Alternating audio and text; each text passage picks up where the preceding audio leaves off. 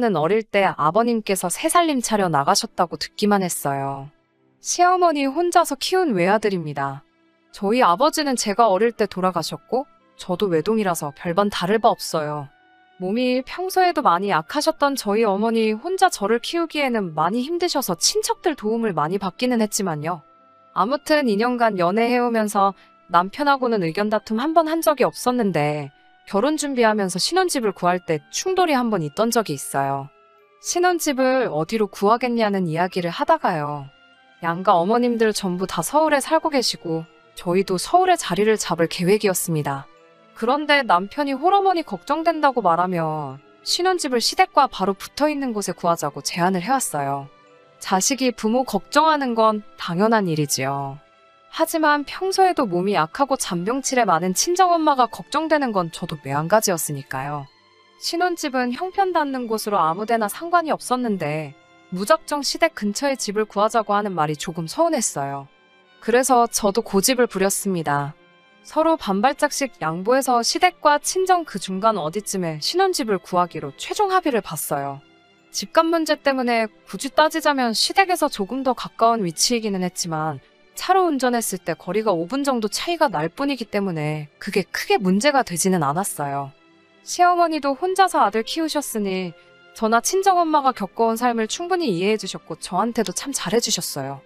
고부 갈등은 따로 없었는데 결혼하고 나서는 오히려 남편과 잦은 마찰이 생기게 되었어요. 외아들이다 보니 시어머니께서 이따금씩 딸 가진 사람들 보면 그렇게 부러워하셨다네요. 그래서 시어머니께 애교도 부리고 딸 같은 며느리가 되어달라고 하더라고요. 그렇게 하는 건 어려운 일도 아니지요. 평소 무뚝뚝한 남편 성격도 알고 있고 시어머니라는 이유 하나만으로 제가 거리두고 지내고 싶은 생각도 없었지만요. 살가운 며느리가 되는 건 일도 아니지요.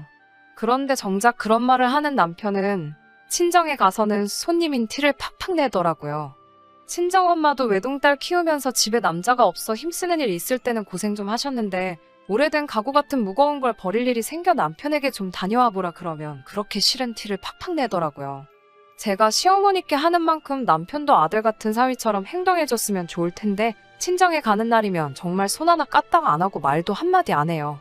식사 끝나면 TV 앞에 가서 평소에는 보지도 않는 텔레비전 보면서 웃긴 장면이 나와도 뭐가 그리 심각한지 세상 진지한 표정을 지으며 웃지도 않고 불편한 기색을 숨기지 않았어요. 하루는 아쉬워서 제가 시어머니께 하는 만큼 자기도 조금 살갑게 해줬으면 좋겠다 하니 사위하고 며느리가 같냐면서 성질부터 내더라고요. 노력해보겠다는 대답은 하지만 결국 고쳐지지는 않았어요. 매번 다툼의 이유는 같았어요. 남편이 저에게 바라는 것만큼 저도 남편이 비슷하게나마 해줬으면 하는 사소한 이유들이었는데 끝까지 변하지 않는 모습이 저를 서운하게 만들었어요. 저희 둘 사이에는 아직 아이가 없어요. 양가 상황이 그렇다 보니 지원을 넉넉하게 받지도 못했고 억지로 서울에 집을 구하게 되면서 대출금도 많이 생겨서 조금 여유가 생길 때까지 기다리기로 했지요. 그러던 와중에 남편이 이직의 기회가 생겨다니던 회사를 그만두게 되었어요. 그런데 입사를 앞두고 있던 상황에 코로나가 터지면서 이직하기로 한 회사에 문제가 생겨 이도저도 아닌 상황이 되어버렸습니다. 남편이 멘붕이 온 게 딱 느껴지더라고요. 저 혼자 벌어도 버틸만 한 상황이었고 힘들어하는 남편분이 안쓰러워져서 이참에 더 준비를 해서 더 좋은 회사로 옮길 수 있는 좋은 기회라고 너무 부담 갖지 말고 준비를 잘 하라고 응원해줬어요. 남편은 그 말에 엄청 고마워했고 저한테도 더 잘하겠다고 했습니다. 그때까지는 정말 우리 사이에 앞으로 그 어떤 문제가 있을 거라고 의심조차 하지 않았습니다. 그렇게 남편은 집에서 이직 준비를 하고 저 혼자 벌이로 생활을 시작한 지 얼마 되지 않아서 친정어머니께서 빌라 계단을 내려오다가 발을 헛디디셔서 크게 넘어지신 적이 있어요. 뼈가 부러지거나 한 건 아닌데 인대가 늘어나서 거동이 불편하신 정도로 끝나 다행이었지만 걱정이 되는 건 똑같았습니다.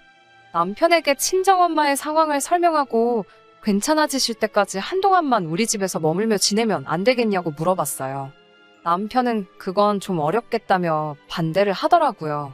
친정이 멀리 있는 것도 아닌데 그렇게까지 해야 하냐면서요.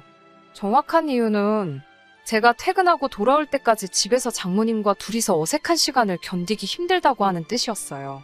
전 그게 불편하면 집에 있는 동안 일주일에 2-번 정도라도 찾아뵈서 필요한 것도 좀 사다 드리고 했으면 좋겠다고 부탁을 했어요. 남편이 그렇게 해주는 동안도 주말에 친정어머니 찾아뵈서 도와드리고 싶은 마음은 굴뚝 같았지만 너무 장모님만 챙기는 것 같다고 생각하는 남편을 위해 주말에는 시어머니하고 시간을 보내야 했어요.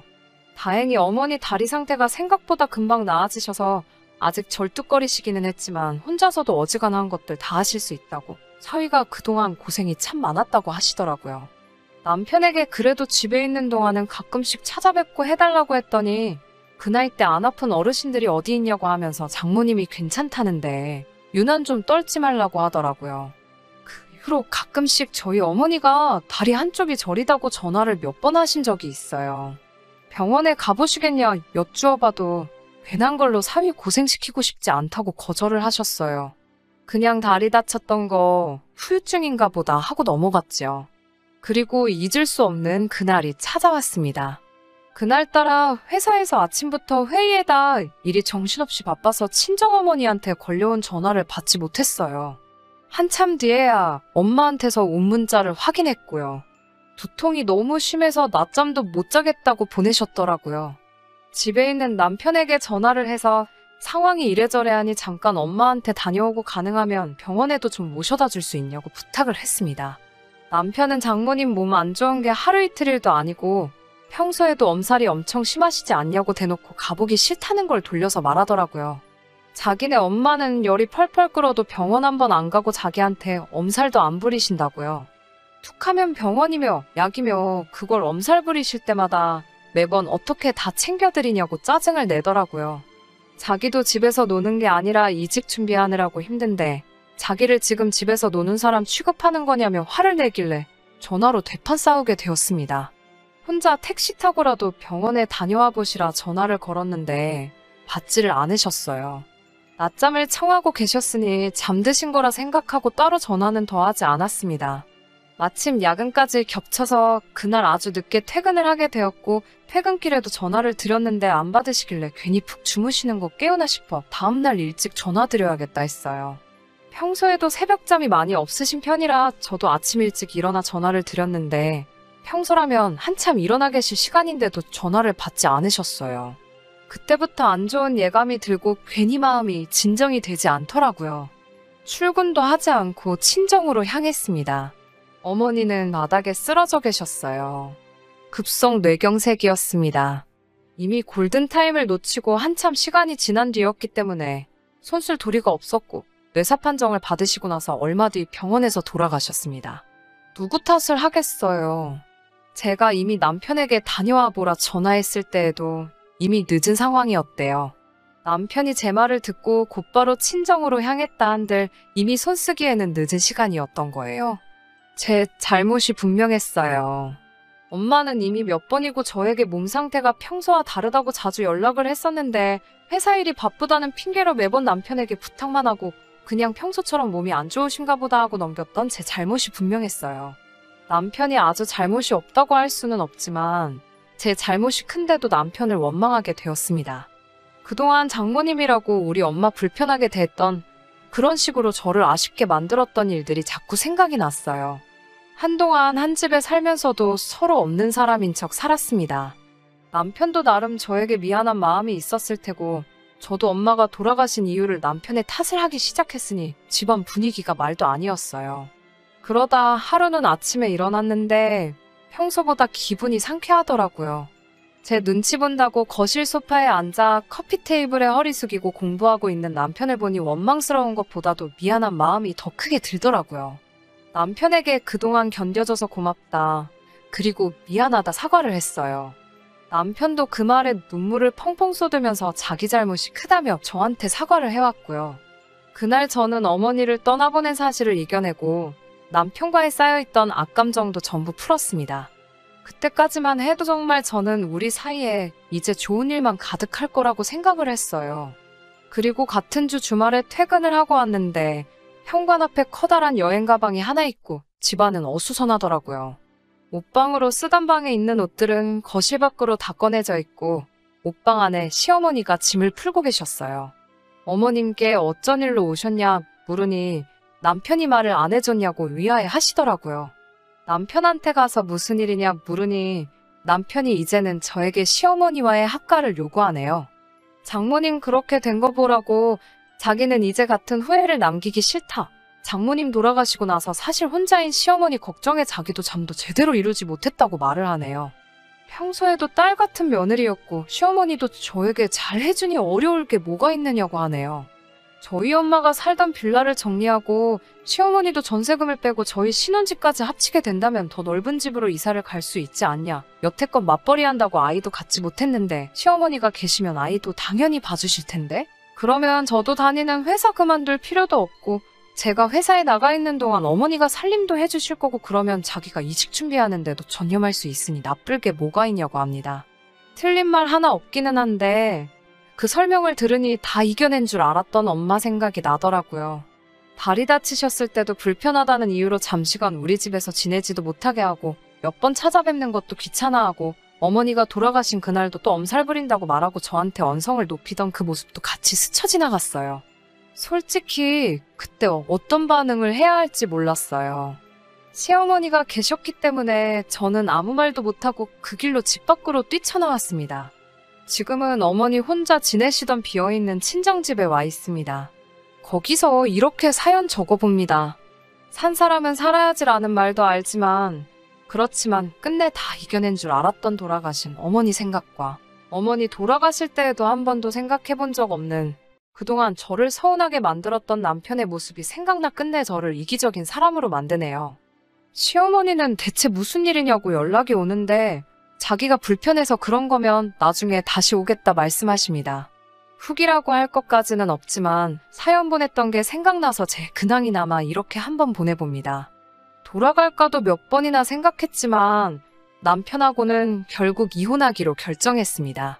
저는 시어머니가 합가하겠다고 돌아온 그날부터 어머니 혼자 지내시던 친정으로 옮겨 거기서 생활하고 있었어요. 몇 달이나 집이 비워져 있었으니 먼지투성이더라고요. 집 정리를 하다가 냉장고를 열었는데 돼지고기가 한가득 꽁꽁 얼려져 있더라고요. 사위가 좋아한다고 항상 저희가 올 때마다 돼지고기로 음식을 해주셨거든요. 평소에도 장모님이라 불편하다고 거리두던 남편이 뭐가 그렇게 이뻤는지 저는 냄새나서 먹지도 않는 돼지고기를 냉동실이 가득 차도록 얼려두셨네요. 거동이 불편하셔서 매번 올 때마다 사오실 수 없으니 미리 잔뜩 사다가 얼려놓으셨던 거예요. 저한테는 딸 같은 며느리가 되어달라 요구하면서도 정작 본인은 장모님은 불편하다고 거리를 두던 게 자꾸 생각이 났어요. 같이 사는 게 문제가 될 건 없지만 그렇게 하면 제가 평생 어머니가 돌아가신 일을 이겨내지 못하고 남편을 원망하며 살게 될 것 같다는 생각이 들었어요. 그래서 몇 날 며칠을 고민하다가 이혼을 하기로 최종 합의를 보았습니다. 시어머니는 혹시 이 결정이 본인의 합가 때문에 그런 거냐고 하시면서 자기는 혼자 살아도 문제없다고 저를 말리셨어요. 하지만 이제는 더 이상 합가의 문제가 아니었어요. 마음속 깊이 아직도 남편을 원망하고 있는 제 자신이 문제였던 거예요. 언젠가는 이겨낼 날도 올 것이고 이 결정을 후회할 날이 오기도 하겠죠. 하지만 합가를 하던 하지 않았던 간에 홀어머니 가지고 있는 똑같은 상황에서도 자기 엄마만 챙기고 우리 엄마는 등한시했던 남편과 계속해서 가정을 이루었다면 이 결정은 시간 문제이지 언젠가는 비슷한 다른 이유로 같은 일이 생길 것이 눈에 보여서 결국에는 이혼을 결심하게 되었습니다. 사연 끝까지 들어주시고 후기 기다려주신 분들께 감사의 말씀을 드리겠습니다. 돌아가신 우리 어머니 명복을 빌어주시고 제 앞길에도 좋은 일이 있기를 기도해주세요. 이만 저의 사연은 여기서 마치도록 하겠습니다.